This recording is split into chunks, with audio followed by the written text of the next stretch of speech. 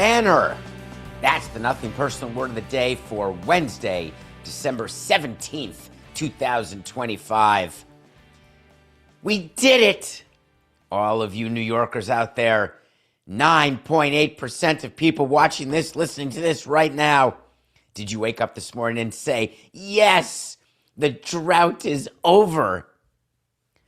The New York Knicks are the Emirates Cup champions. I can't wait for there to be a parade. Show me a ring. Standing there celebrating with confetti with a trophy, I got sick to my stomach. Made worse by the fact that I've got to sit pre-show with Coca. Thank God it's not tomorrow where he gets a microphone, where he gets to spew his venomous views toward me, that I am a ne'er-do-well, grumpy old man. Doesn't appreciate the greatness of winning the NBA Cup and how important and nice and fun and which should be celebrated because it's cool. And if it's going to be something, then it is something. You got to start with something. You've got the Lakers, then the Bucks, now the Knicks. I don't give anything. I want a title, not a cup. I want a banner, an NBA championship banner. Are we going to put this banner right next to the 72-73 team? The 69-70 NBA champions, the 72-73 NBA champions, and the 2025 NBA Emirates Cup. Those players like getting $500,000. Yes, they did. Let me make sure that I can give you a coherent 3 minutes. Ready? Congratulations to the New York Knicks for winning the NBA Emirates Cup last night, having beaten the Spurs 124-113 and screwing my pick of the day. Congratulations on Adam Silver putting together what has become meaningful regular season games, though last night's game was not a regular season game because it doesn't count in the standings. It doesn't count in the stats. As a matter of fact, this is the game where no matter how well you do, Brunson did fine. Mitchell Robinson was a monster. I think he grabbed 69 offensive rebounds during that one important stretch in the third and fourth. It's as though he grabbed 0. Don't worry that Wembanyama missed a reverse dunk on a feed on an alley-oop that had a degree of difficulty of 6.9. It's been erased in a way that James Caan and Arnold Schwarzenegger are smiling. At the end of the game, Mike Brown, first-year coach, two-time coach of the year, NBA champion coach, assistant, got up and said, "We are raising that banner. This is important." Jalen Brunson, the MVP of the entire cup, which is regular season games that are group action. Then it goes to a knockout round. It was great that Jalen Brunson said these are important steps as we head toward a championship. Playoff level, playoff stakes.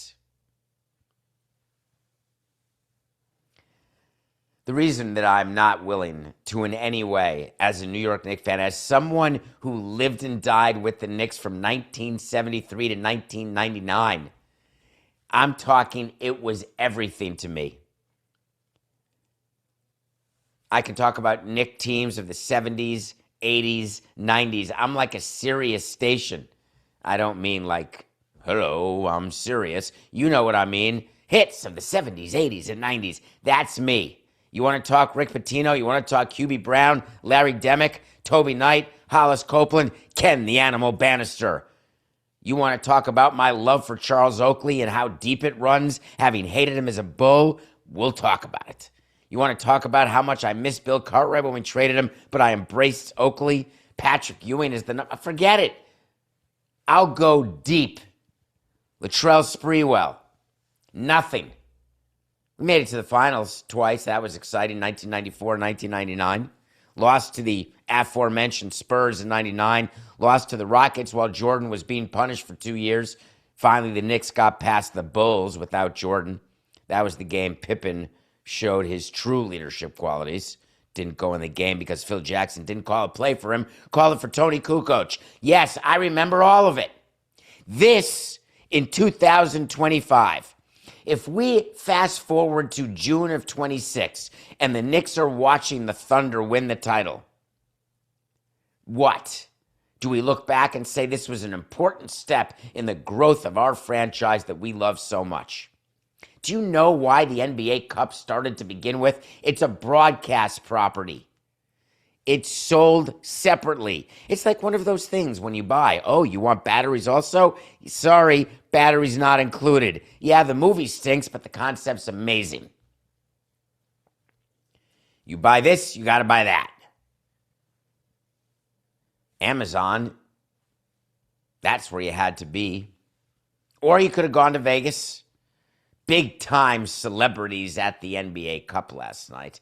That's how you knew it was a big deal. Spike Lee was there. That was exciting. And then they basically went to NBA alums. It's always when you see the level of desperation. I would have liked Amazon to at least fly in. How about Jack Reacher? Like, fly someone in who's got a show on Amazon for a little promotion. Let's pretend it's a star-studded Vegas situation. When in fact, the majority of time I was watching this game last night, thinking that, God, the Spurs are young and good. I cannot imagine that Ralph Samson somehow had a kid with Magic Johnson, and there came Victor Wembanyama. He's a kid. He's going to be so good. The Spurs are going to be so good. So are the Thunder. If you're not the Spurs and the Thunder in the Western Conference, sorry. There's a chance that it's going to be like Brady and Manning and Mahomes, that they will dominate the conference finals for decades. That's just how I feel about it. I'm throwing in a stat there, Coca. Did you like how I did that? Does that get in the way of stuff when I throw in an amazing stat that when Mahomes got eliminated, so the Chiefs are gone, this year's AFC Championship will be the first one since 1998 not to have one of Manning or Brady or Mahomes? It's crazy to think about that. But that's how good the Spurs and the Thunder are. So I was thinking about that during the game. And then I was realizing that Adam Silver's sitting there at the game, no credential because he's Adam Silver, and he is looking out upon all that he created and trying to figure out, what do I do that's better? You got to take the game out of Vegas. Vegas as a standalone entity, pretty exciting. Fights, Pro Bowls, rodeos, adult conventions, tech, sales. Pretty cool things go on in Vegas. People get excited. They get to go to Vegas. The players want to make it to the semis so they can go to Vegas and then win that game, stay for a couple days, win $500,000, give it to some people they love, and put it on red. I get it. Except people in Vegas, all of those local people who are going to fill up the A's stadium 81 times, or at least part of it, all of the tourists who are coming to Vegas, but don't read the articles because tourism in Vegas is in the crapper, but don't read articles about that. Let's look at the reality of what we're seeing. And what we're seeing are indications every day that the NBA Emirates Cup is leaving Las Vegas. They are riding the coattails of Elizabeth Shue and Nicolas Cage, and they are getting out of town.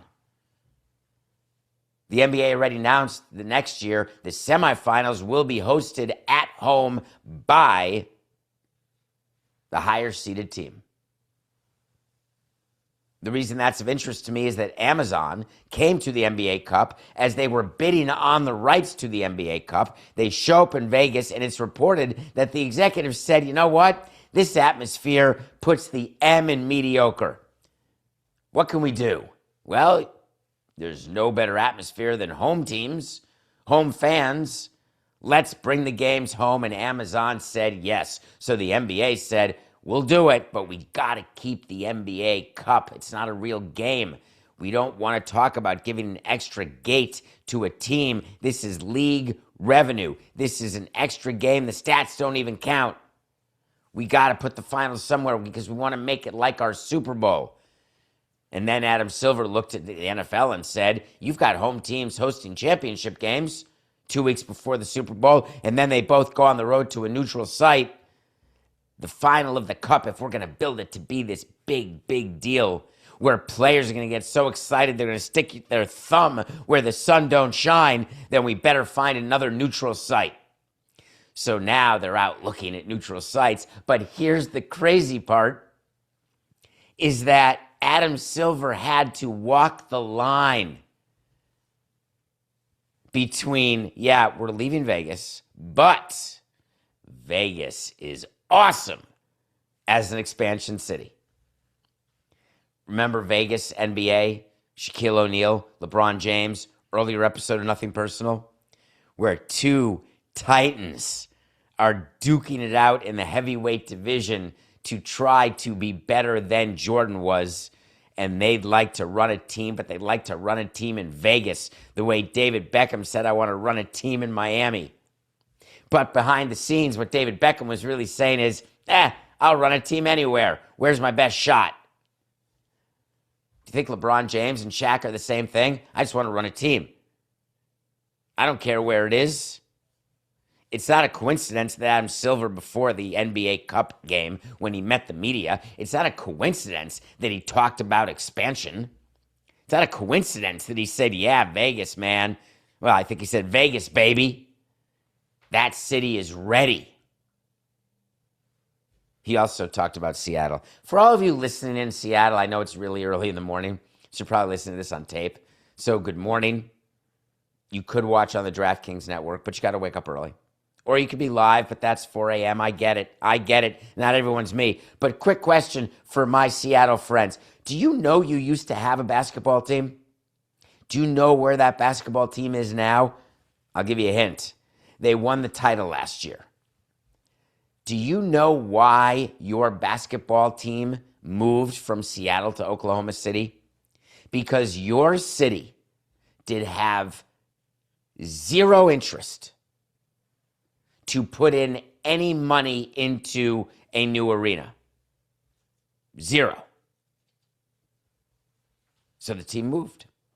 But now, under the guise of you don't start missing something till you lose it, if you love something, set it free. If it comes back, it was yours in the first place. If it doesn't come back, you never had it. I never really understood that, because what if it got lost? What if it's trying to come back like Annette Bening in Love Affair, but can't figure out how to come back because she gets hit by a car? It took Seattle about 3 minutes to say, wait a minute, this team actually moved to Oklahoma City? Oklahoma City? All right, we're in. We'll put money in. We're ready to go. We're an expansion city. I mean, we've got the Kraken. So Adam Silver did what you'd expect him to do. He stands up on the podium and says, we're going to decide soon, but before everyone gets excited, keep in mind, and this is my favorite Adam Silver and Rob Manfred quote because it's so ridiculous financially, keep in mind, it's difficult, domestic expansion, because it means that instead of sharing everything 30 ways, we have to share it 32 ways. That is true. Let's pretend for a minute, if you don't mind, that the TV deal in the NBA was $30. I'm just pretending. That means every team gets $1 every year. Now pretend they bring an expansion and there's 32 teams. If those extra 2 teams also get $1, that's $32, but they're only getting 30. Well, that doesn't make sense. What do? Oh, yeah, they split the $30 32 ways, so now everyone gets 97 cents. How do they make up for that? They go to the expansion cities and to the expansion owners, and they say, hi, I used to get $1. Now I'm getting 97 cents. Here's a thought. Can you give me 3 cents a year for the next 20 years and present value that at a discount rate of 5%? Oh, I think about $2 billion sounds right. It's a math equation, folks. And Adam Silver and Rob Manfred make it out to be this unbelievable problem. How do we bring in an expansion team when it has a chance to really hurt the annual revenues of our teams going forward? What he's really saying is that the expansion fee gets paid up front and then gets distributed to the other owners, who then throw it down the toilet on bad contracts. That's Rob speaking. Will expansion be part of league revenue? No, that doesn't impact the cap in the NBA. All you do is do the math. You find a rich owner or a big syndicate. You find a publicly financed stadium, and then you do expansion. It's interesting because think about this. When you're running a business, let's say a Chick-fil-A, forgetting the fact that you're only getting 6/7 of revenue because they're closed Sundays, which annoys me every Sunday, but I digress. Imagine that you're looking at your business and saying, we're good. We don't need another franchise here. We don't need one there. That's what In-N-Out Burger does. They say we don't need to be on the East Coast. We don't need to be east of the Mississippi, except there's one going in Nashville, I think. I wonder if that one ever opened, actually, Coca. The math that you do is, what same-store sale comparison are you giving up? What is your reason for giving it up? Is it the product will get diluted? Will people find In-N-Out burgers everywhere, and therefore when they go to California, Arizona, Vegas, etc., they won't go anymore because it won't be special because they have it? It is true, absence makes the heart grow fonder. Just ask me. But in sports, you are creating a separate entity every time you expand. When baseball expands to Nashville, do you think that the Mets' attendance will be negatively impacted? Of course not.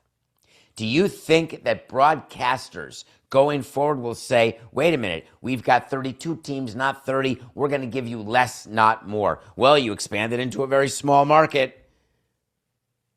Therefore, we're not going to really up the ante. Nope, that's not how it goes. It's about inventory. The NBA is going to expand. They are going to expand as soon as they can because what they're doing now is figuring out the fee. That's it.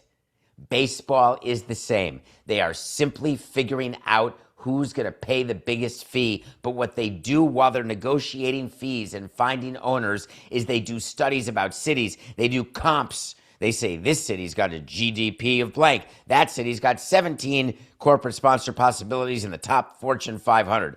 That city's got a stadium location that's within walking distance of a TGI Fridays. All of it is poppycock. All the stuff that you're going to read, it's like they hire Samson and Coca to do these studies in order to compare cities. They've got the cities spending millions of dollars to make these presentations. This is why our city is so good for sport. Think Seattle stands up and do you think they talk about Kevin Durant? No, because that'll remind them of the Seattle days. You think that in Vegas they'll stand up and they're going to go through, here's the demographics of Vegas. They've got a football team, they've got a hockey team, they're getting a baseball team. This is a four-sport city because you've got tourism, you've got excitement, you've got gambling, you've got weather, beauty, peace. No. That's all just eyewash.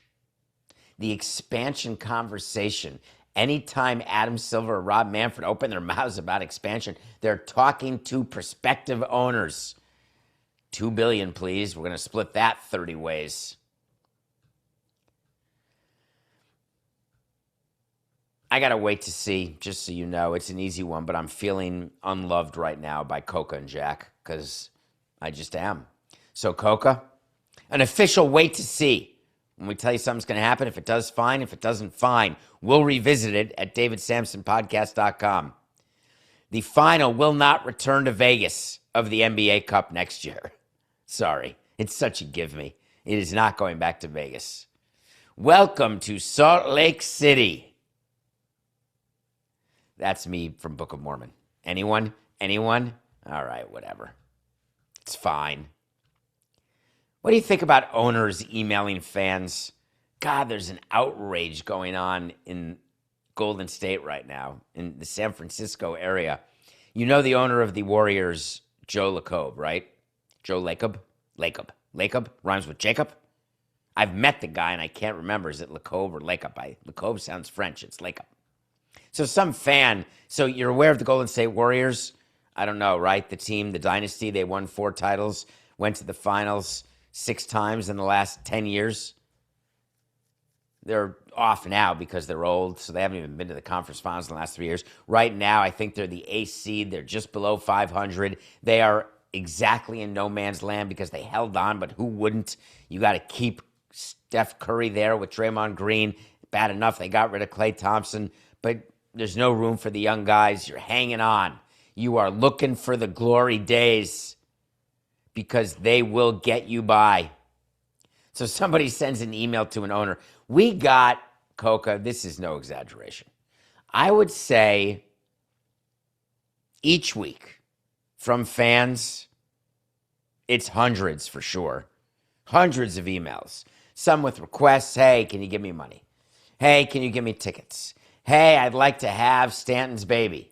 You know, various subjects, various topics. Somebody emailed the Warriors, and he's purportedly a fan of the Warriors, and he was quite critical of the Warriors franchise. Quite upset. Quite frustrated. Feels like the team is not put together right. The team is not winning. I don't know who this fan is. His name is Justin, but that doesn't matter. I don't know if he's young, if he's old, if he's been around to see the dynasty. But any time, and you know this about me, don't you dare complain if you're a Boston Red Sox fan or a St. Louis Cardinals fan, Dodgers, these teams are Giants, Marlins. Yeah, I'll go Marlins, even though that's 22 years ago. You can't have that much winning and complain ever. Maybe your children's children if there are 30 years of total incompetence, but get back to me in 30 years. We're not even talking about the Knicks situation, which is over 50 years. I don't even want to talk about that. Oh, but wait, their streak ended. They got an NBA Cup ring, title, banner. So somebody emails the owner.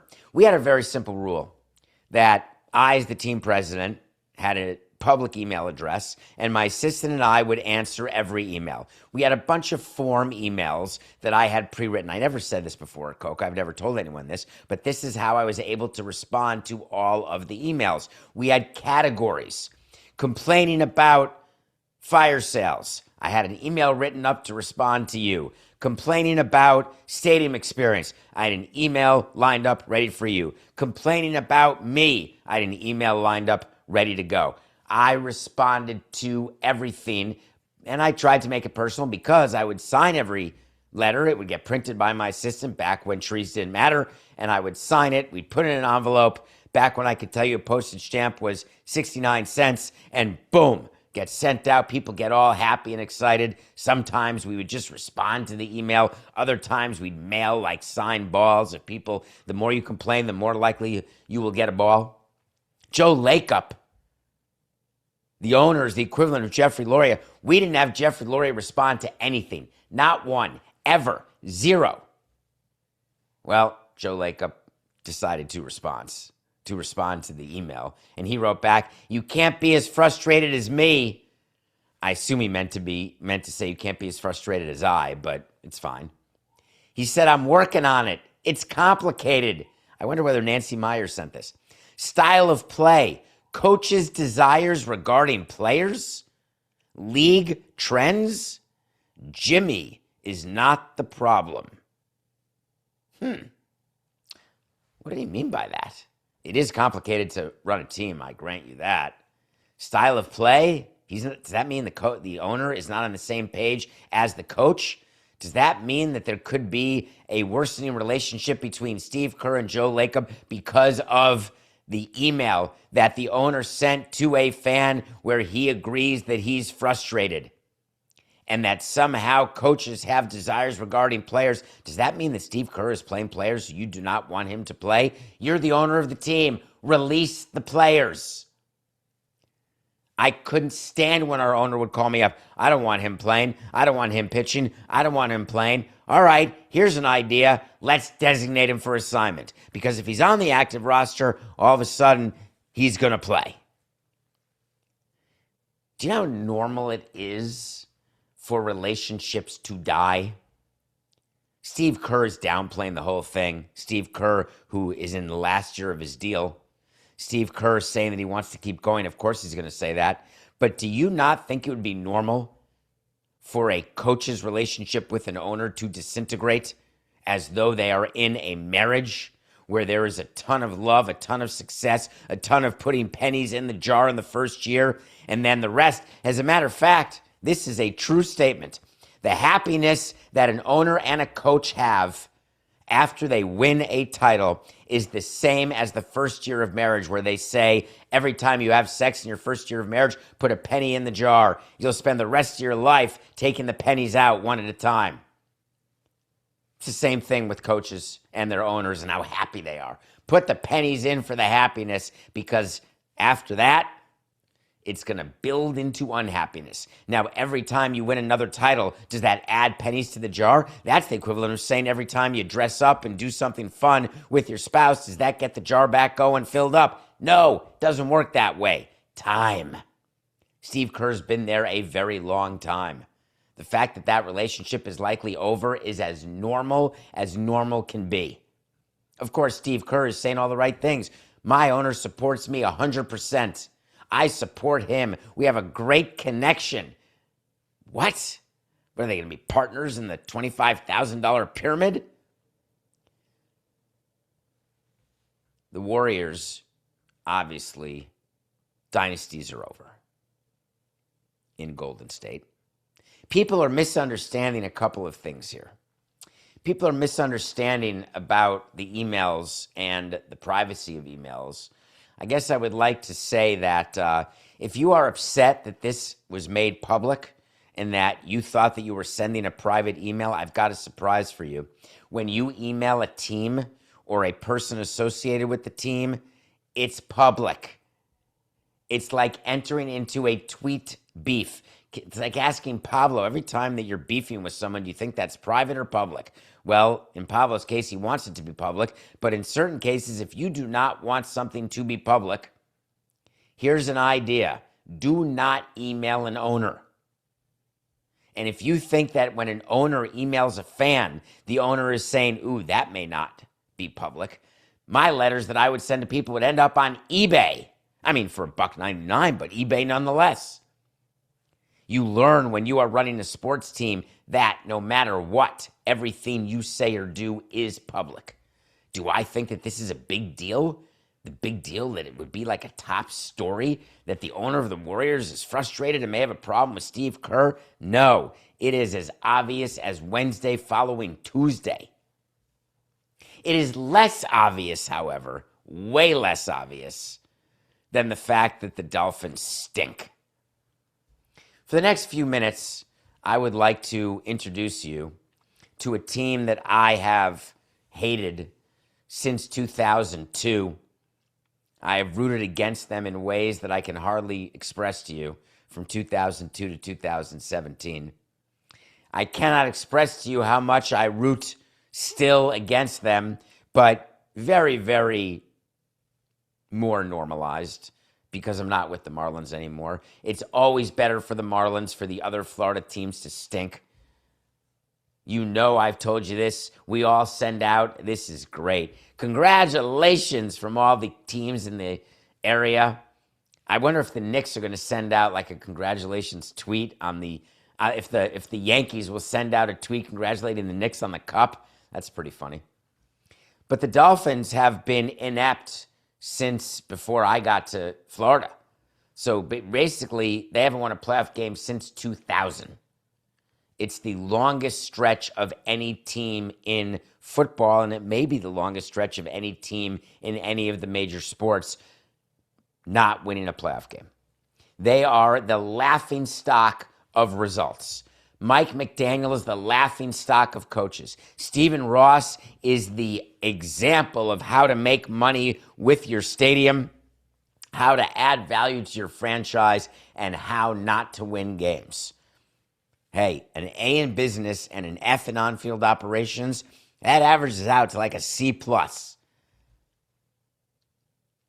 Something happened on Monday night's game when the Steelers played the Dolphins that I had never seen before. I had never seen a analyst take down a team the way Troy Aikman took down Mike McDaniel and the Miami Dolphins in the fourth quarter. If you were not watching that game, the Dolphins were a joke. They were down 28-3, and they were not using a hurry-up offense. They were going back to the huddle. They were waiting for the play clock to 4869, lest there be an issue.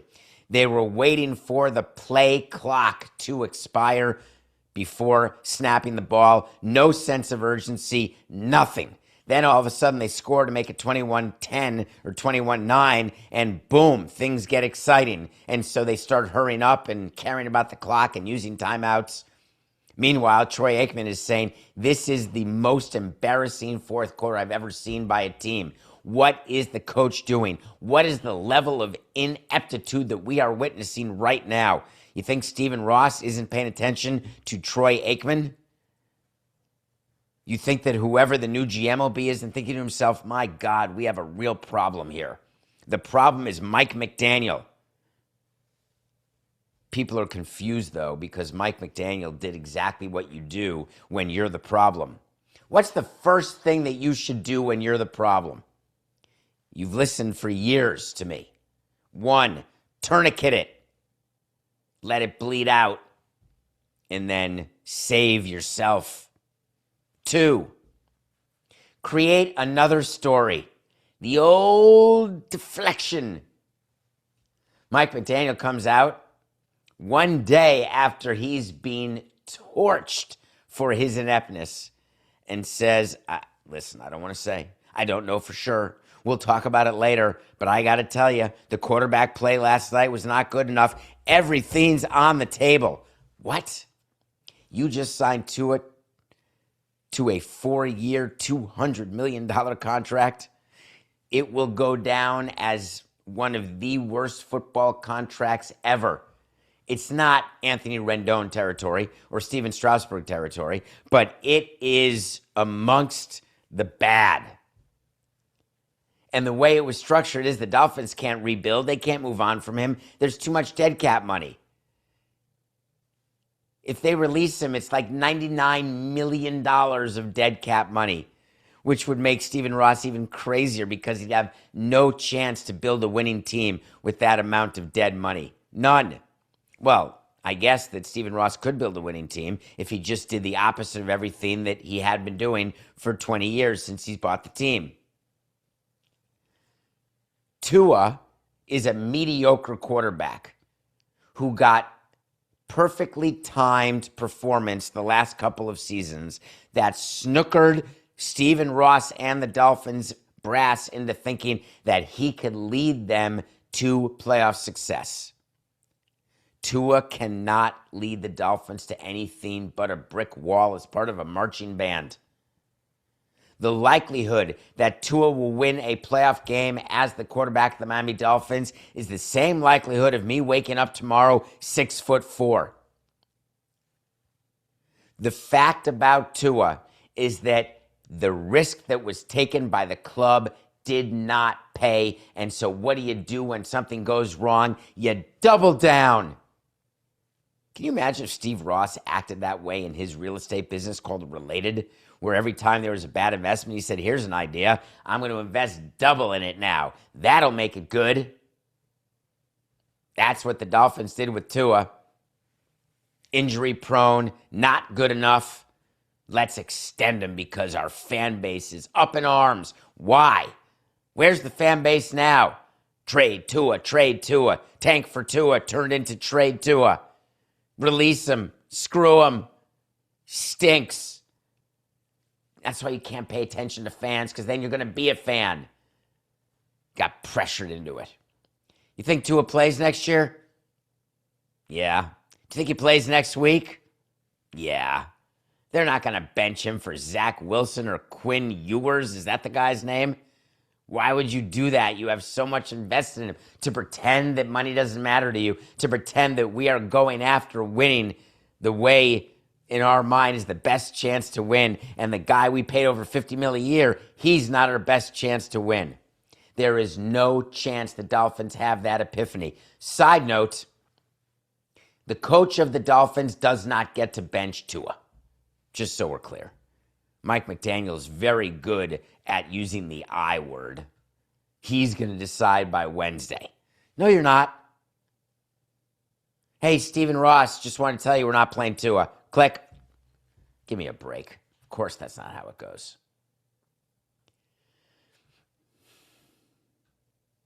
God, the Dolphins stink. I like when you give me corrections, by the way. I do make mistakes. I had a great one. This was new, Coca. We have in the second hour coming up, So You Want to Talk to Samson Wednesday, a ton of great questions from you, by the way. Thank you. But I also love getting corrections when I make mistakes on the show, which I make every day, because there's no prompter. I have nothing but a rundown of general notes. So this is stuff in my head. And I try to say things outside of the topics, like where I'll drop a reference to something and then laugh because no one gets it, but my mother. But when I'm wrong, tell me. Someone called 631-COCA 377-4869 and left a voicemail about a correction. 1-0 you. That made me laugh. It turns out when I told you that Fargo was the coach of North Dakota, my fourth grade teacher, Rebecca Lang, Mrs. Lang, who I loved, she looked at me and said, "Idiot, it's Bismarck." Can you imagine getting a correction on your show from your fourth grade teacher that you got the capital wrong? I don't remember. It's fourth grade. Now, to be fair, it wasn't my fourth grade teacher. She wouldn't be able to pick me out of a lineup of one. But one of you did, so thank you. It's Bismarck, not Fargo. That's the capital of North Dakota. All right, let's review a movie, Coca, please.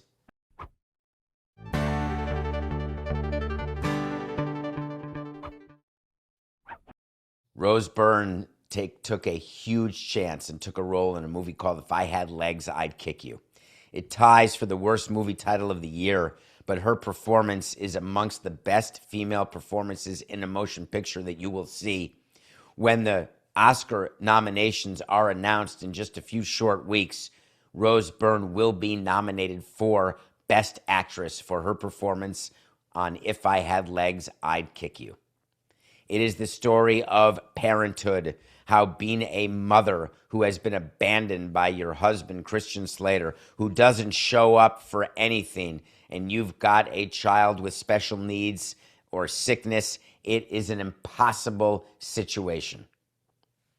She ends up befriending Rihanna's baby daddy, a guy named A$AP Rocky, famous in his own mind. Great performance in this movie. Her therapist, who she's got a special connection with, wink, wink, although never consummated, is the host of the party where Nick Reiner was the night before he killed his parents, Conan O'Brien. Watching Conan back acting made me smile.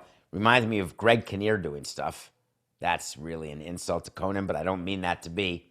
People don't remember Greg Kinnear was the host on E! Of like a soapy, gossipy thing, and all of a sudden he's doing serious movies. Loved him. I haven't seen him in a movie recently. But anyway, the performance by Rose Byrne is why you have to watch If I Had Legs, I'd Kick You. It's magical. I look at Rose Byrne and I'm thinking Platonic. I'm thinking Bridesmaids. I'm thinking funny, cute. Like her funny is cute. Like that's her character. There is nothing cute or funny about this role. It's serious, and the Oscar voters are gonna love it. Don't forget tomorrow when we do our review, it's Jackie Brown. Please watch Jackie Brown, please, for me. Even though you're mad at Quentin Tarantino because you love Paul Dano. I get it, but please watch Jackie Brown. Nothing personal pick of the day.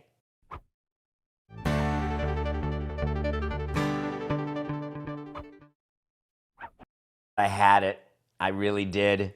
We won the Monday pick. We had the Steelers over the Dolphins. Obviously, that was easy. They were only favored by a touchdown. No idea why. Last night, we had the Spurs plus 2.5. Why? Because I did it with my heart, not my head. I didn't want the Knicks to win the cup because I didn't want to have to deal with Knicks fans celebrating and me feeling terribly about myself that I'm not celebrating because it's nothing to celebrate. So here's how to save it. Take the Spurs. Take the 2.5 points. They're a better team anyway, aren't they? Well, they were for about 46 minutes, which is good, except NBA games are 48 minutes. So we lost that. We're back to 500, which makes tonight's pick that much more critical. Anytime I have a chance to go against the Vancouver Grizzlies, I'm going to take it, especially because the team isn't there anymore. Anytime I have a chance to go against the Memphis Grizzlies, because when you see a chance, you take it.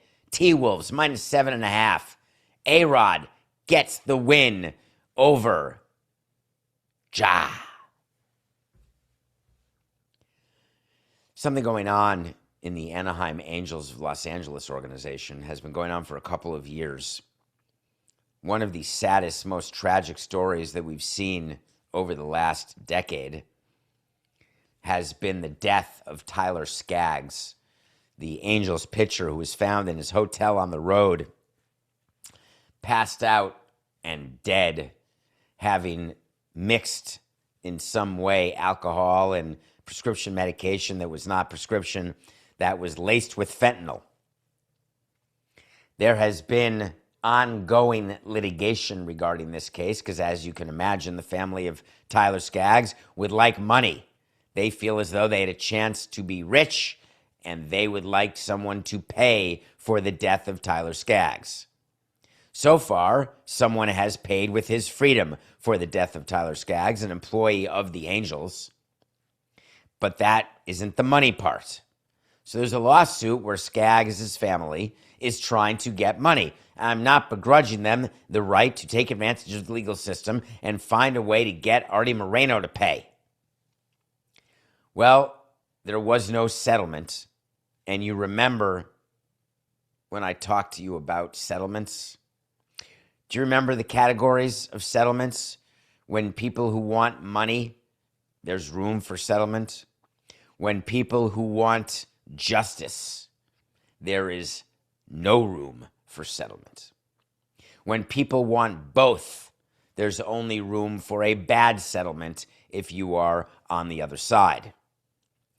Skaggs' family has made it clear this is not about money. They have taken this case all the way to show that the Anaheim Angels, under the leadership of Artie Moreno, are an organization of enablers, to show and prove that they are an organization where they are negligent toward all of their players, and that negligence resulted in the death of a player, and they ought to pay up for that. An employee of the aforementioned Angels is already serving 22 years in federal prison for providing the pill that killed Tyler Skaggs. Well, yesterday, something happened in the lawsuit. The jury instructions happened. That may sound like a small deal that you don't understand, but that means that's the end. Closing arguments have been made. The jury has been instructed. Here's what to deliberate. Here is what to think about and talk about. Let me know when you have a result. There is damages, money to be argued. Could Skaggs have earned money had he stayed alive? What would his career have looked like? Damages. There are punitive damages to discuss. I want to make sure that you're punished, and therefore you will never not pay attention to your employees giving drugs to your clubhouse again. Do you think I would have known, Coke? I was thinking about this. If I had people in our clubhouse in Miami or Montreal and they were giving drugs to players, would I have known? The answer is maybe, maybe not. As much time as I was in the clubhouse, it's hard to see every transaction. There's all sorts of stuff going on. Even after MLB cracked down on who could distribute crack in the clubhouse, that you had to need a certain credential. You have to be approved by the Major League Baseball Commissioner's office. But still, There's meetings outside the clubhouse. We have rooms outside the clubhouse where players are. Visitors come. We keep track of visitors, but do we actually know what goes on when they're not even at the ballpark? Is it possible that there could have been a member of my PR department who was somehow feeding drugs to a player? Yeah. A lot of stuff happened while I was there that I didn't know about, that I took responsibility for because I said I should have known. How would I know that a guy's going to pack drugs to go play the Expos? Why would I know that? I don't check the bags. I'm okay taking the heat as the team president because that's my job. I'm the team president. I either know or should know everything that happens. So when the jury gets together in this Tyler Skaggs case, it's really important what they decide.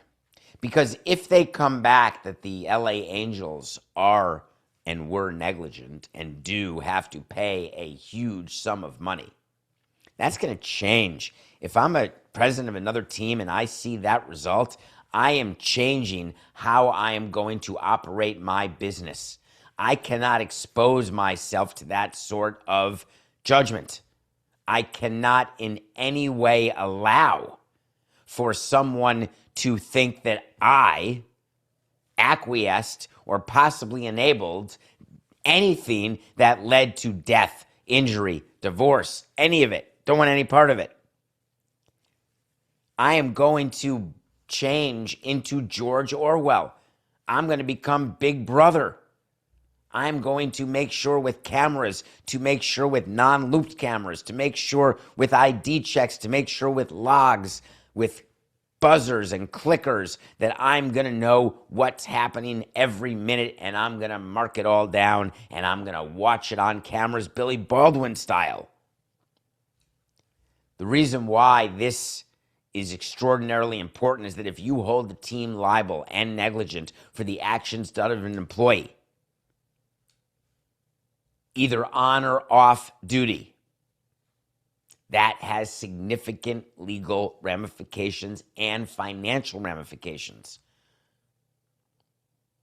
Don't get fooled by the fighting that you're reading about, that the LA Angels are trying to convince the jury that Tyler Skaggs stunk like it's an arbitration case. The Angels are saying, oh, he would have made anywhere between 0 and 30 million. Meanwhile, Tyler Skaggs' family and agents said he would have made anywhere between 91 and 100 million. Believe me, the jury is not looking and trying to evaluate the career of Tyler Skaggs, because if they are, we are in trouble as a legal system. The closing arguments and deliberations should have been based on what precedent this would set for employers who are doing business around this country, from sports teams to sports shops to people who couldn't tell you who won the NBA Cup last night. So all leagues, all businesses will be following this verdict, and people who thought this case would never go to trial were not paying attention on my buckets of settlement and what it all means. This family wants public revenge. They're not going to sign a document, take $100 million, and then sign a document that says that they can never speak about this to anyone.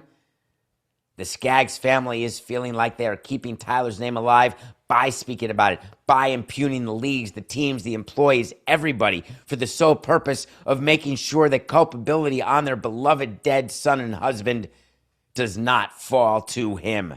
I get it. Do I ever get it? We'll let you know when that judgment comes on down. When we come back, it is So You Want to Talk to Samson Wednesday, right after the break.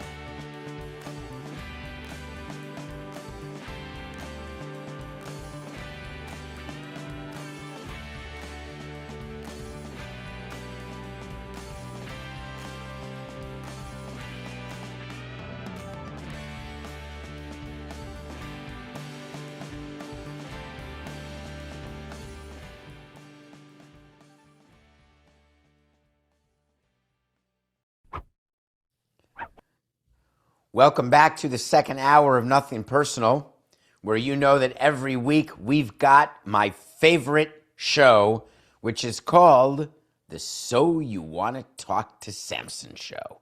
Play it, Coca. You know what I want? I want to talk to Samson. So You Want to Talk to Samson. You know what that is? That's a movie. Half-Baked. You know what you do. Get half-baked if you want. It can be fully baked if you need. It can be zero-baked if that's your thing. But there's a character in the movie Half-Baked 1, called Samson. And people want to talk to him. You want to talk to me? How could I be any more open? You can email me through the website, davidsamsonpodcast.com. You can DM me on Twitter at David P. Samson. You can find me on Instagram. Or, even better, look at your screen now and listen inside your earbuds as you try to operate heavy machinery in the middle of a day. If you want to talk to Samson, dial 631-377-4869. Write that number down. 631-377, that's DPS, 4869. You know what that is. You listen to the show. Leave a voicemail. Every week, we may play some of your voicemails. Some of them make me smile and we won't play. If they're over a minute 10, we won't play. If they're under 9 seconds, we probably won't play. If they're wholly inappropriate, we likely won't play. And if you're boring, we likely won't play. But if you're exciting, if you're between 30 and 45 seconds on a subject that I want to talk about anyway, then you may hear your dulcet tones on this great show. Well, you'll decide if it's great. Let's start with an email that we got. I want to go right to it, Coca. None of the introductions longer, but we have so many today. David, you have said that you voted for Trump in 2016. You said you didn't vote for him in 20 or 24. You seem to be liberal now based on your tweets. Are you willing to discuss your political views or at least discuss Trump's position regarding the death of Rob Reiner? Coca, get ready. I'm sorry. The reason why you don't know my political views is I'm not giving you my political views. You know my views on one subject, maybe two. You know that I'm anti-gun. You know that I am pro-choice. And by that, I mean I'm pro-women's bodies. By that, I mean that there is absolutely zero chance that I would legislate and make people do something they don't want to do, regardless of age and circumstance. So, am I liberal? Am I conservative? I'm not telling you that, because that is a label that seems to have so many things that come with it.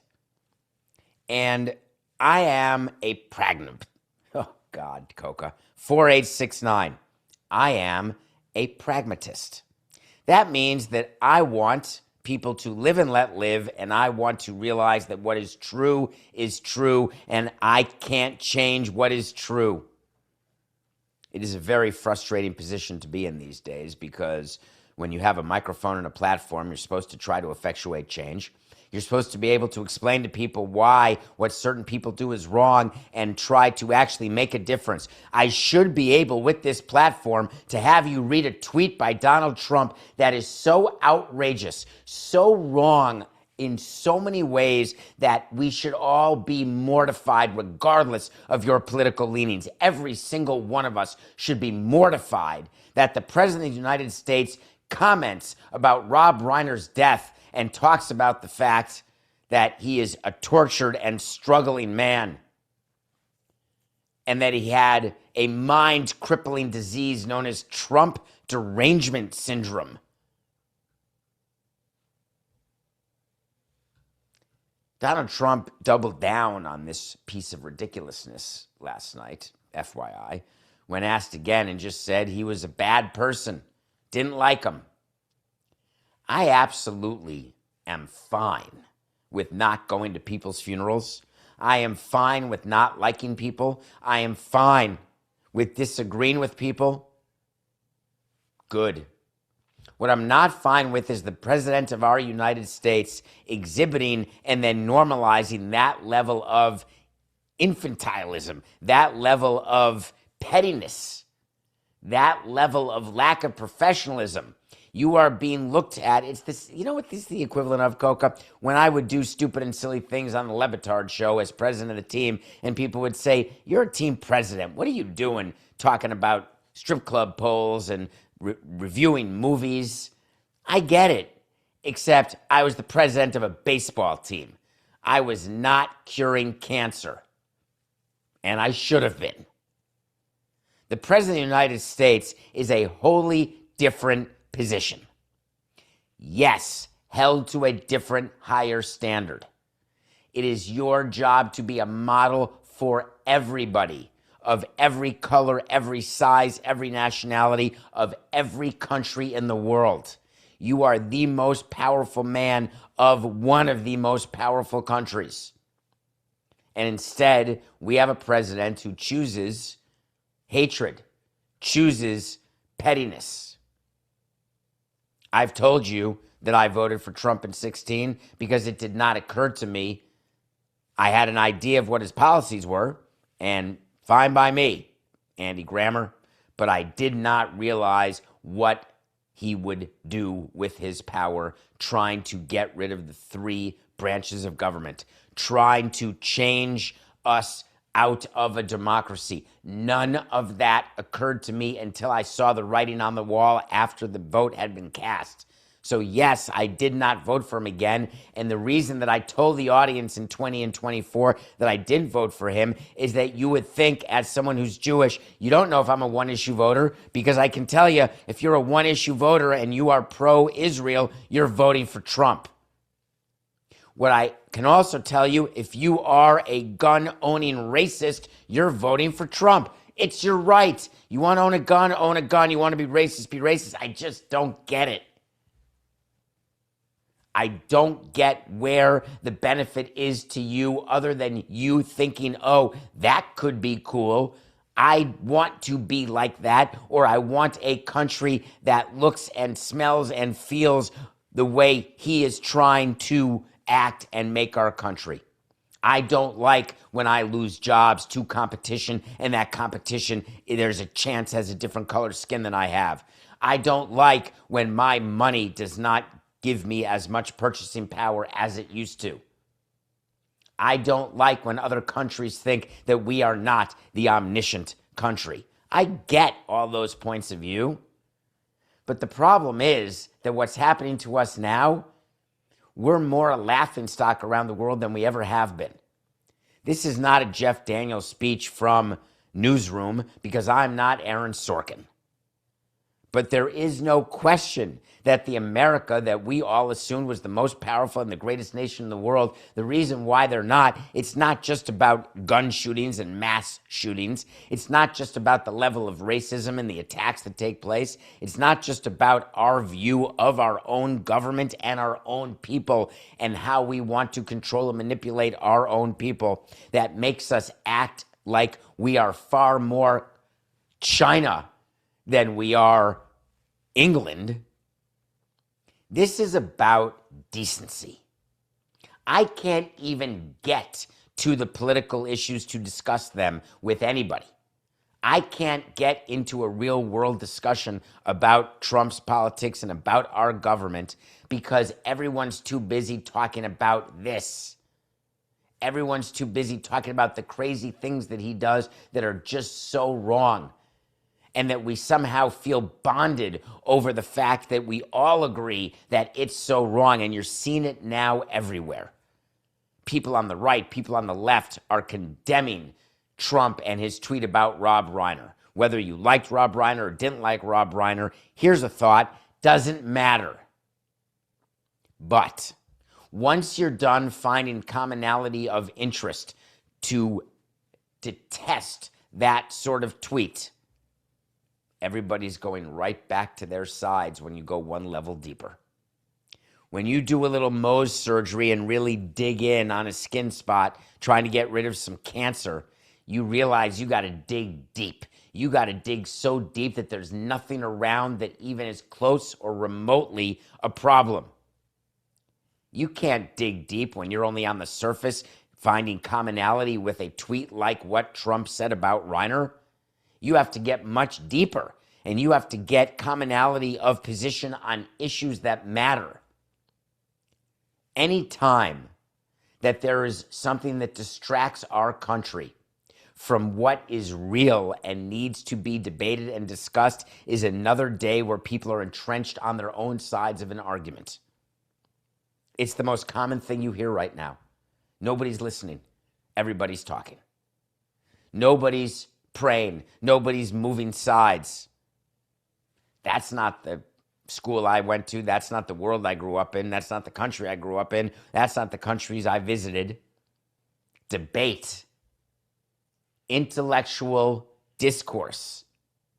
If we lose that, then tweets by Trump about Rob Reiner are not our problem or issue. If we lose that, there's no coming back. So I implore you, as much as togetherness as we all feel that what Trump did in that tweet about Rob Reiner, which if you haven't seen it, it's a quick search, but it is just bat crazy. But if you are only talking to people about that and then re-entrenching yourselves when you start talking about abortion, when you start talking about economic policy, when you start talking about the border, when you start talking about Israel, if you have those discussions and you stop listening because you disagree, that means no progress has been made. My hope, and this is my hope quite obviously, is that you will not label me a liberal or a conservative, because I'm not. My hope is that you will not take discussions that we do on things that happen outside the lines and just dismiss it and say, stick to sports. Nobody's sticking to sports right now, because how can you stick to sports right now? Oh, because I want a distraction. Don't bother me with anything real. I'll get that from somewhere else. But it turns out, the research we do, you're not getting it from someplace else. Living in the sports world, it's okay to think about things outside of sports. Don't be the person that is so happy the Knicks won the Emirates Cup that you are going ostrich head in the sand over everything else. Don't be that way. Man, people read my tweets. I don't know, Coca. My Twitter account, it's not big. I don't know. I mean, should we buy some followers and try to be like everyone else who has all those followers? I think we should try that. I'd like to get to 50,000 because you can't get to 100 before 50. And 100, I mean, there's a bunch of people at 100,000 Twitter followers who are tweeting and content about whether or not their cat has paws. PAUSE. Well, another one of you sent an email, and you must have read my tweet, so thank you for doing this. Ready? You publicly went against Jim Bowden. Aren't you friends? Please tell me you two aren't in a fight. Thank you, David. Let me go back to the tweet so I can explain what happened. Jim Bowden, who is a friend, Jim Bowden and I worked together at another network, not DKN, but another network, CBS. And Jim Bowden and I have known each other for decades. Jim Bowden and I have done shows together. Why can't I respectfully tweet that this is an interesting take? I respect and admire my coworker, but totally disagree with this. And then I get an email saying, you publicly went against Jim Bowden. Aren't you friends? Are you two in a fight? No, we're not in a fight. Just because you disagree with a friend. And the theory here is that Jim Bowden was saying, stop complaining about the Dodgers. Here's an idea. Become a Dodgers fan. And his theory was, hey, if you're a fan of the Pirates, that's your own problem. Just wake up tomorrow and be a fan of the Dodgers.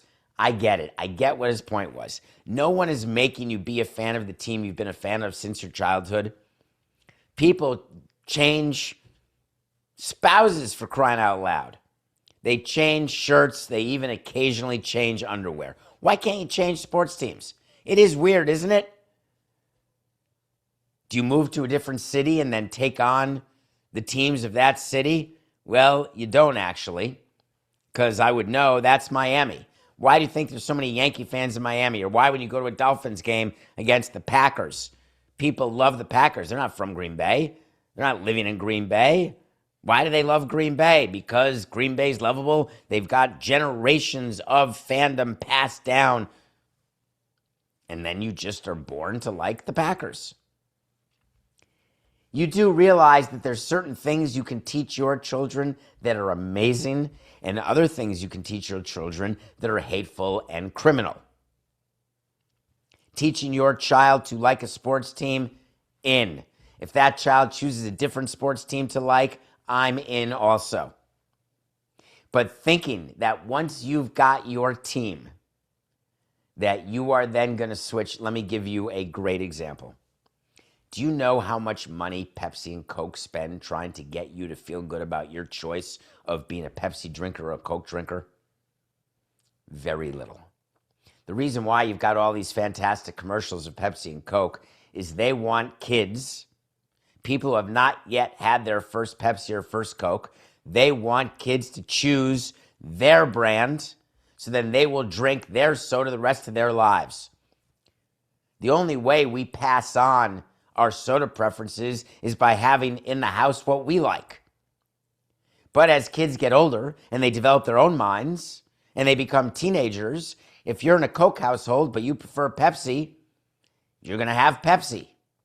But the odds are that if you prefer Coke, it's because you grew up in a Coke household. So commercials better be super cool and geared toward young people to go against their instincts or their parental persuasion. Sports teams are no different. Your parents will teach you which teams to like, but then you get to make your own decision, and maybe you should change. Maybe Jim Bowden's just right. I'll wake up tomorrow and all of a sudden I will not be a Pirates fan. I will be a Dodger fan. But then what? Do I switch when the Dodgers lose the World Series? Should I just be a fan of any team who wins the World Series? By golly, Jimmy, we're on to something now. We've been complaining about this for decades, that fans are in love with the back of the jersey, not the front. They're upset when players get traded or not signed.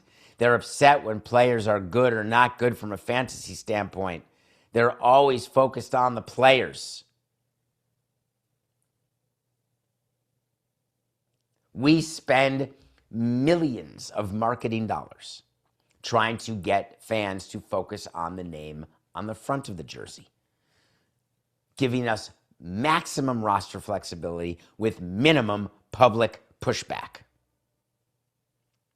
But maybe fans should be what I have said that players should be.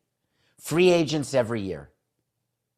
How many fans are living in their own grumpiness? And I do think about Matthew Coca here. I think about people who are Jets fans and people who are Mets fans. I think about people who are fans of teams that have not won, Dolphins fans who were born after 2000. How much happier would you have been if you were a Chiefs fan? How great would it be if you loved the Dodgers and the Dodgers won the World Series? Then the whole sports fandom experience, which is grounded in misery year after year, yet the business is building because you're engaging and spending your money to be miserable. Here's an idea. How about spending your money to be happy? How about being a fan of any team that wins? That's Jim Bowden's point of view. How possible do you think that is? Just throwing it out there. That you've been a Pirates fan for 30 years and you're going to wake up and be a Dodgers fan because they won the World Series, and then wake up and be a fan of the team that will win the World Series next because you want to live your life happy and not distraught? What Jim was neglecting to realize is the comfort in numbers when it comes to grief or distress. Have you ever seen people rally around a delayed flight that you're in the airport till 2 in the morning and all of a sudden you're all friends? You're all talking? Where if the flight had left on time, you wouldn't give people the time of day because your headphones would be in? Misery loves company. Stories become real when they're retold. Being a Pirates fan is to have gone through, in your mind, the horror of the Bob Nutting ownership for getting the playoff runs that he's had, which you shouldn't. And you get to talk about it and revel in it. No one's switching affinities. No one's switching teams. The best chance you have is that kids of Pirates fans born in Pittsburgh will wake up saying, you know what? I don't want to be a Pirates fan. I want to be a Dodgers fan. Great, then you're a Dodgers fan. I got a good example for you. I have a child in Florida who I figured would be a Dolphins fan. Meanwhile, the Saints were so good. Drew Brees winning Super Bowl. He became a Saints fan. Front runner, I called him. And now he's a fan of an organization with a owner who doesn't care about child abuse and a team that can't win a game if they had to. And my son is stuck being a fan of a loser team, but saying to himself that my friends, the Dolphin fans, have had nothing either, so we're all losers. So I said to him, you're all losers every year except one team. Would you be happy with an AFC championship? Yes, I would. And then he'll tell me 10 minutes later I lied. Semifinals, that's not good enough. You got to make it to the Super Bowl. You got to win it. I don't know, Jim. I guess I'll go back to your question. The question is, yeah, I sent a tweet saying that I disagreed with the guy. Yeah, we're friends. No, we're not fighting. Every time you say something that is different than what someone says, does that mean you're fighting? Going back to the first question of today, I guess that's people's view now. In the world that I want to live in, the live and let live world, it wouldn't even be a question asked by you. But alas, it was. Go ahead, Coca. Do you have a voicemail? What up, David? Your buddy on Instagram, Oh Hotness. I believe I'm undefeated as far as sending you movies and you loving them. Like RRR, you love that one. Either way, I watched a YouTube video from Trevor May, and he talked about how scheduling can determine whether or not a baseball team will be successful later on in the season, and how he praised the Mariners in particular because last year they had two 9-game East Coast road trips in August and September. And he was like, yeah, usually that when you're tired and smoked, that breaks your team. You're just smoked. You can't win anything. But miraculously, the Mariners pulled it out. And they were the only team who had one like that. Well, this year, MLB decided to screw them royally and give them 3. And my question to you is, why is MLB trying to screw over the Mariners? Is that it? Was that the end? That was too much, Coca? That was a 2-minute? I thought we don't play 2-minute voicemails, Coca. All right, I'm glad you play. It's fine, Coca. I'm fine with Hitness. And by the way, RRR is in my top 100. It's a great movie. And I told you I get movies from you guys. Please recommend me movies. I'll watch them. And if they're good, then you've earned the right to make another recommendation. So let me just quickly try to help you here, please, because you sound very distraught in that voicemail. Nobody's screwing over the Mariners. Every team takes those road trips. We won a World Series the year we went like 1-8 on an August 9-game road trip. And then we made up for it by having a great September. I should point out to you something that will end this conversation before it even starts. Everybody has the same schedule. If you've got a tough part of your schedule, and the Mariners do, I hear you. They've got a month in August when they're going to New York and Houston and Milwaukee. Then they're home to the Cubs and Phillies. And then they go to Toronto and Boston. Boy, that seems like a tough stretch. Unless the Astros stink, the Brewers stink, the Cubs stink, the Phillies stink, and the Red Sox stink, in which case it's the easiest stretch.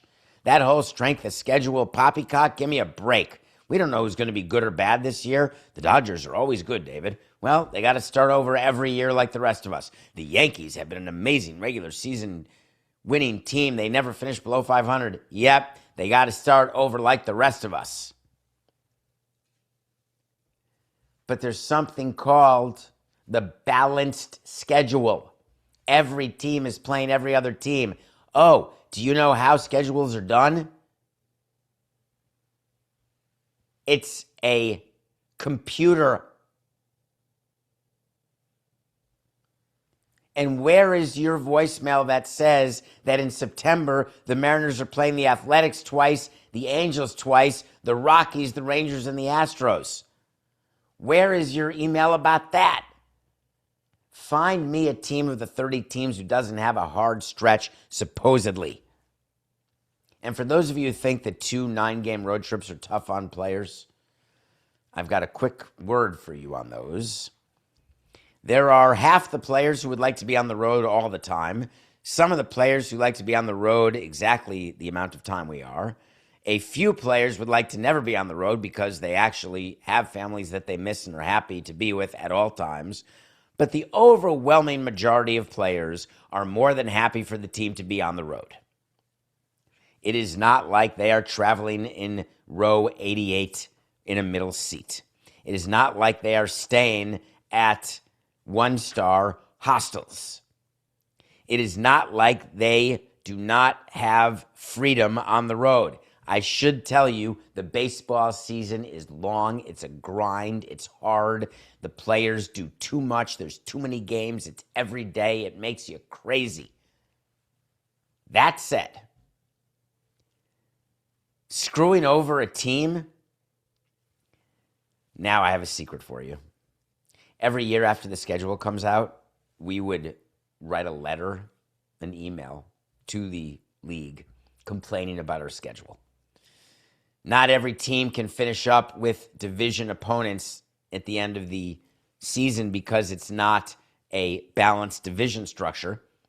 One of the reasons why expansion in baseball is going to happen to 32 teams and you're going to get 8 divisions of 4 teams each is it guarantees at the end of the season you will have division teams playing each other because it will be an even number of teams. Now, there is an odd team out at the end of the year where that team is playing out of division. And one of the rules that we have as schedulers in our league is we always want to play division at the end of the season because we get to make up ground on a team we're chasing. And you make up double the ground if you're playing the team. If it takes you a minute to figure that out, stay with me. You'll get it, I promise. So yes, anytime we were the odd team out, if we were the odd team out more than once every 5 years, we would say something. Because in a 5-team division, you're going to be the odd team out at the end of September once every 5 years, if it works.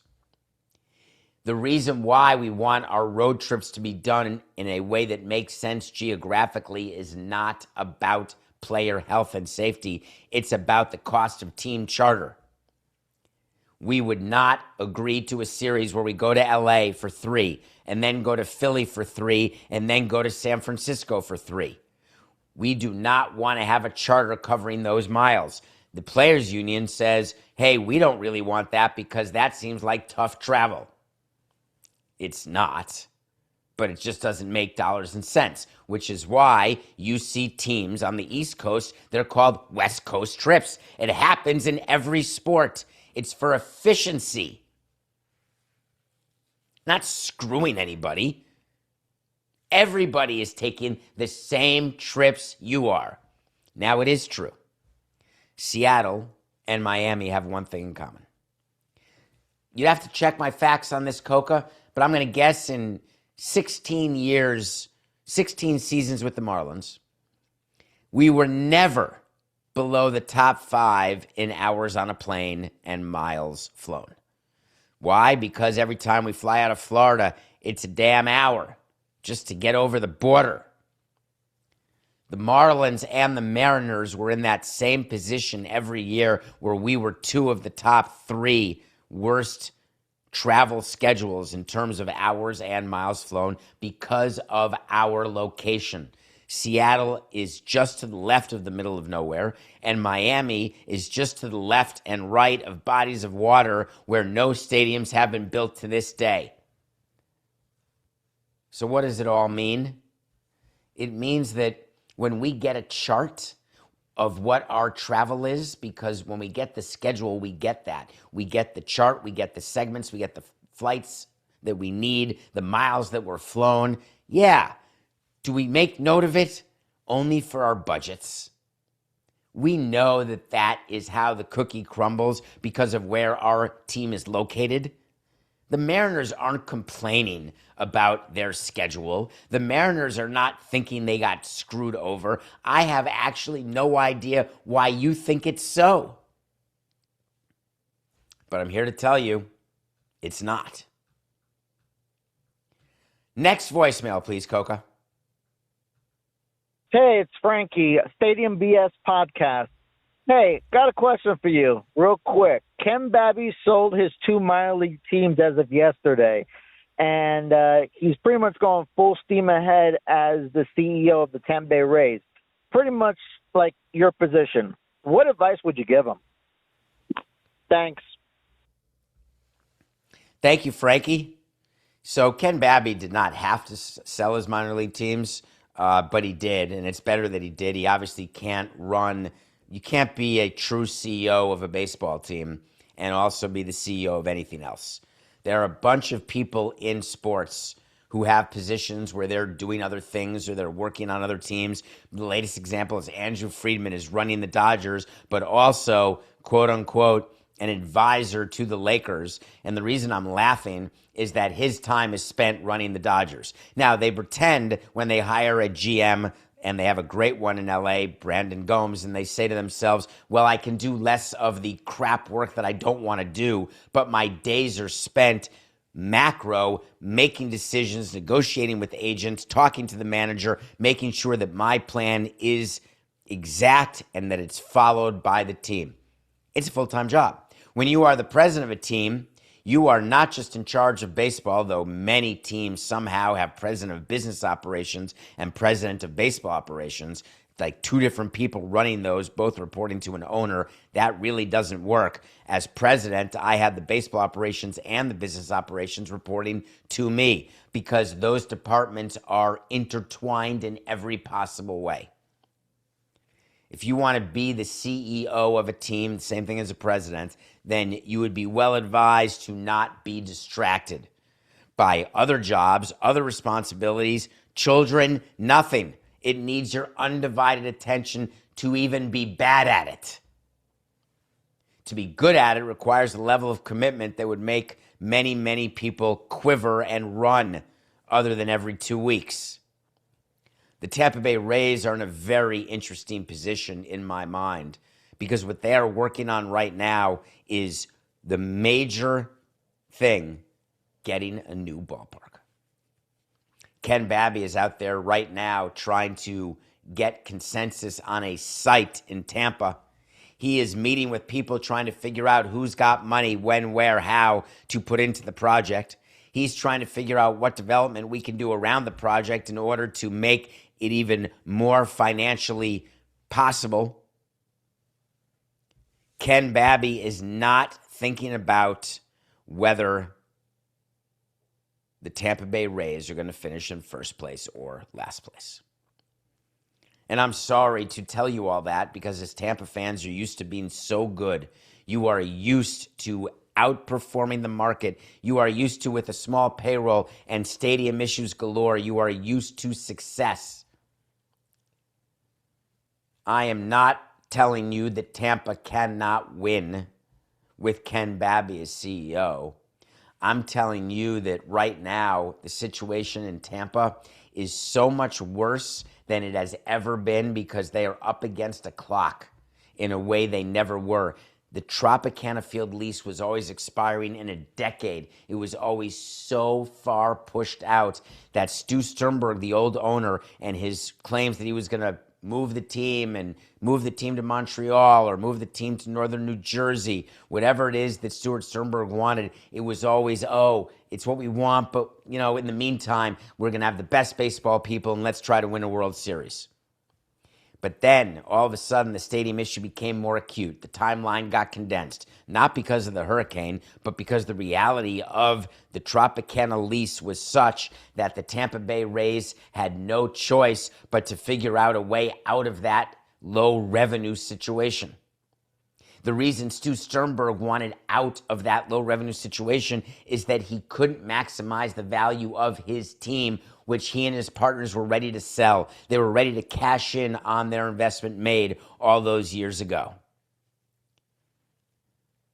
Major League Baseball got a local Tampa businessman and a CEO named Ken Babby to make an offer to Stu Sternberg that was exactly what he wanted. The $1.7 billion roughly as an enterprise value was enough to consummate a deal. But now when you've got a level of investment that big, remember, Stu Sternberg did not spend that to buy the Rays, not even close. You got plenty of time to worry about a stadium, plenty of time to focus on getting your team good because you are in no rush because the debt service on your purchase price is tiny, if in existence at all. But when you buy a team for $1.7 billion, just ask the Marlins, ask any team. When you buy a team for $1.2 billion, there is debt involved. There are partners involved who want results, who want answers, and I mean financial ones. Go watch Who Killed the Montreal Expos on Netflix, and you want to learn about a group of partners who get angry with their owner because they won't put money in. The reality is that Ken Babby, as a representative of this new ownership group, has to find a way to generate money, and winning games at the Trop does not generate money. I'm sorry, but it's true. There could be some incremental shekels now and then when you host a bunch of playoff games, fine. But as an ongoing concern, the only thing that is being focused on by the Rays right now is this new ballpark, as they believe that will be the panacea. That will be what they've needed and what they've waited for. The reason it sounds familiar to you is that's what I said. All we need in Miami is a new stadium. Then all our problems will be solved. And then you came to realize that that was absolutely incorrect, as I also came to realize. My fear is that Tampa's in the exact same situation. My fear is that Oakland is in the exact same situation. All we got to do is relocate, and we're going to be good. My advice to Ken Babby, when you're in owners' meetings, which you'll be 4 times a year, make sure that you make business friends.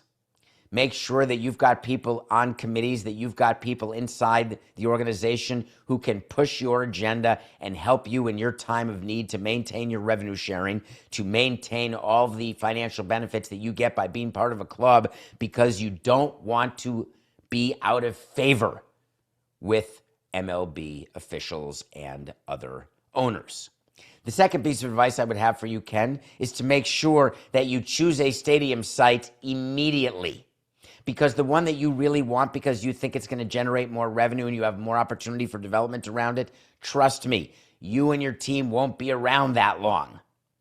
You've got to find a site to show the people in Tampa that you're staying, and then try like heck to get buy-in from the community and from the pocketed people and companies and government officials in your area.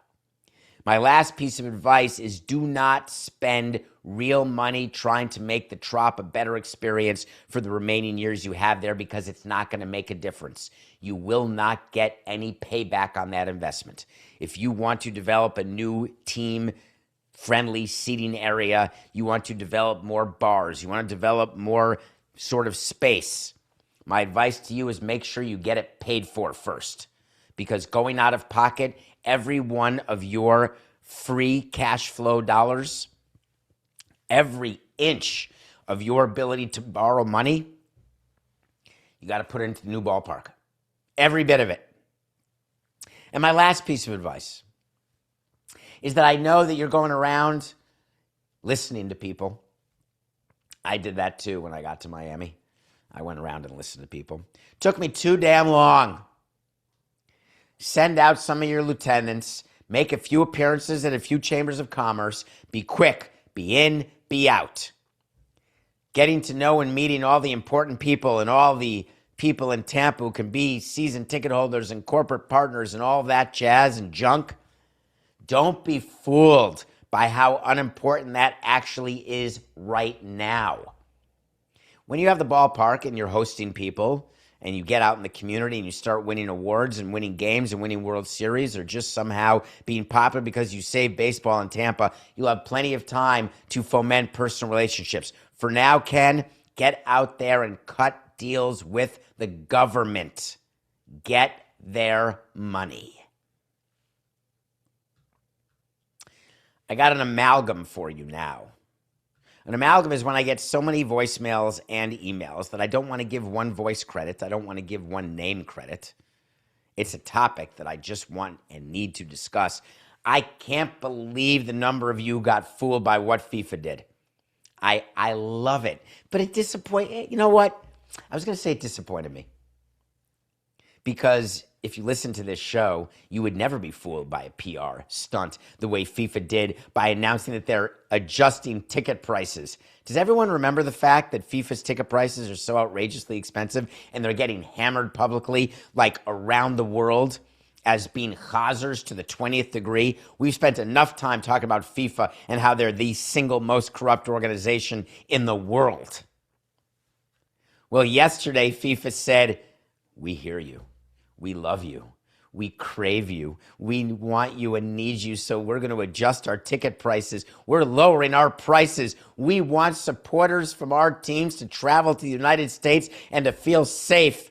Well, okay, no. We want supporters of our teams to travel to the United States and be able to go to games.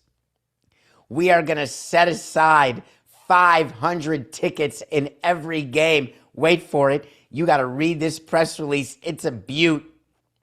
We are going to set aside $560 tickets. $60. All you have to do is show us that you're a supporter of Iran. Come on to the game. Wear a little pride flag. $60, baby. FIFA saying they have heard the outcry of the people. They want to show you that they care enough to address your needs. So they've adjusted 1.6% of the ticket prices. So they have given you 500 whole tickets in an entire stadium at $60. Can I tell you how I would have done this? Because I understand the PR of it. The problem is that they made this announcement that they're doing this new supporter entry tier. And they made it sound as though that they were going to do something that would actually make a difference in these ticket prices. One of my favorite things to do was when I raised ticket prices was to be able to announce that the total ticket increase was 0, because I would lower some ticket prices here, I'd raise some ticket prices here, I'd take a percentage of seats and make them more expensive there, but then I'd take more seats and lower the price so I can make an announcement. More tickets are cheaper next year than not. Because if I lower the price on 2,000 tickets, but I increase the price on 50 tickets, I get to say we lowered the price on more tickets than we raised the price. Except the amount of money that I lowered the tickets are of tickets that are never sold in areas of the ballpark where people don't sit. And where I raised the ticket prices are in seats where actually people are, and is actually going to impact our revenue by increasing our revenue. But from a PR standpoint, I'm more than happy to announce, hey, we lowered ticket prices. But I knew I'd get caught one of these times by some show, and now this show is that show. We see you, Gianni. We understand that FIFA's trying to make themselves out to be the purveyors of justice. In fact, the truth of the matter is, you are doing nothing other than saying that you believe in the little people. I would like to point out, though, that FIFA is taking your money, and you should be happy about this, also not discussed enough. FIFA is willing to take all of your money and give it to the players and give it to the nations. It should put a tear in your eye because FIFA's getting hammered. So then they announce they're lowering ticket prices, which they're really not. Then, just now, they announce, hey, we are approving a record prize fund. FIFA said we will give out $655 million to the Men's World Cup in 2026, 50% more than we gave out when the tournament was in Qatar. The winners are going to receive $50 million, not 42. That's $8 million more. Hold on, do the math. That's an increase. Wait a minute, 20%. I am blown away. FIFA's taken in so much more money because of all the extra money they get under the table, over the table, side table, by having the games where they're having them in Qatar, then North America, then Saudi Arabia, that they are trying to make you believe that, and they're doing this on purpose. Each day they're coming out with a new announcement, like today, right now, during the show. Their announcement is more prize money. Don't fall for it. At the end of the day, the amount of money that's given out, the reason why the pot goes higher, it's like when these tennis tournaments say, hey, we're now giving $5 million to the winner and $5 million to the winner of both the men and the women. And on top of that, our entire prize pool has gotten bigger by 17.4%. Yeah, because your revenue is up 26.2%.